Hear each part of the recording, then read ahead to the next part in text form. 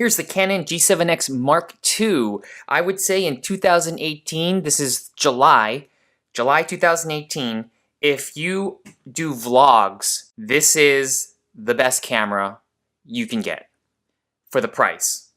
Now, if you want to do something fancy and you have a DSLR or a proper camcorder with a microphone input and microphones and lights and all that stuff, you can do that. Spend more money if you can afford that. But for the lower budgeted individual who wants excellent quality video and the ease of use to just point and shoot and to do a video, this camera is fantastic.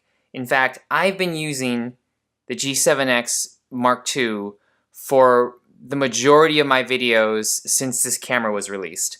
I've been looking for some cameras to vlog on to do these kind of videos, and I think I found it with the G7X Mark II. Right now I'm shooting on a Canon 5D Mark IV in 1080 on a 16 to 35 millimeter f4 zoom lens, L series lens, and the quality is good. But the quality compared to my other videos, I don't think it's that much better for what I do. Now you can use this for photography as well, and it takes decent photographs because it also shoots RAW, but I don't use it for photos that often. It's really just my vlog camera. I used to have the Sony RX100 Mark III. It was good, but it was almost double the price of this camera, and it actually had too much control that I didn't need.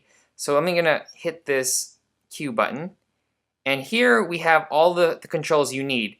You can change the ISO all the way up to 6400. You can change the white balance. You can change the picture styles.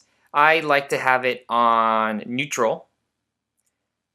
And I'm not sure if you can add additional, you can add additional user picture styles if you want. I don't need to.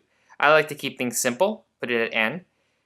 And then you also have movie modes. This can do time-lapse, which is, I haven't used it for that, but I've heard that people use time-lapse, and the time-lapse feature is nice. The autofocus is great.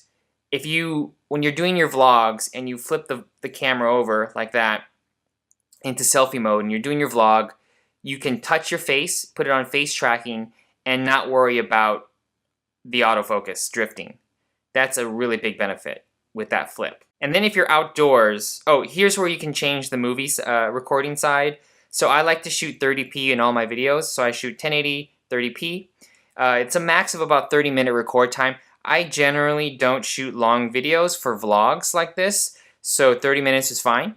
And it could do 60. That's the highest it can shoot, but I don't like 60 personally. And it can also go to 24, which is great if you like to shoot 24. Then it has ND filters.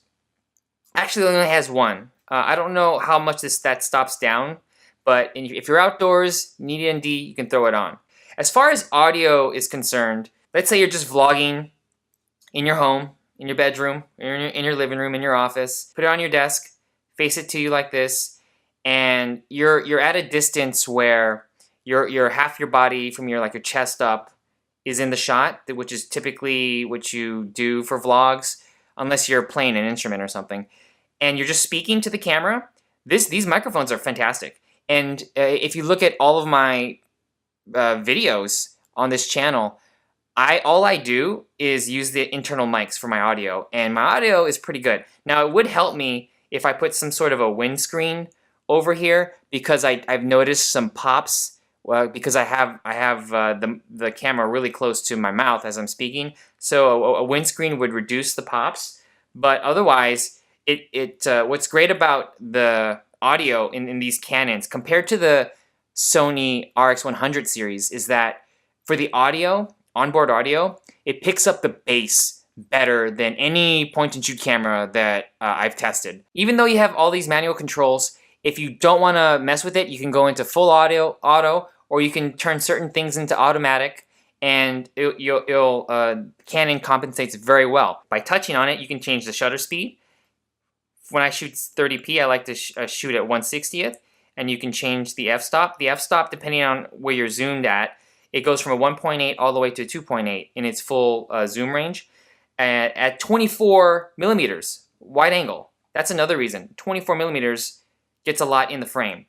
And you can zoom into 100 millimeters. I really like how versatile and easy and simple this camera is to use. If you're more of a professional videographer and you're wondering if you can do an HDMI out from the micro HDMI, there's my Atomos recorder, and I'm going to plug this in. So once you plug it into HDMI, you disable the back. This appears to be a clean out.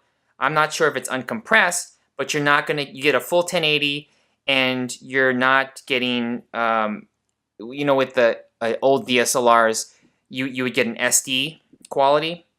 This looks like full 1080 and looks pretty good. So I guess if you wanted to use it with an external recorder and then have a external microphone and have a huge big setup, you could do that.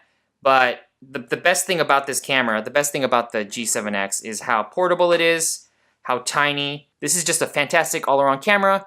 I'm going to continue shooting on this until the next version comes out, and then I'm probably going to get the next version because this camera, I'm already sold on it. This is my camera, my go-to camera for vlogs.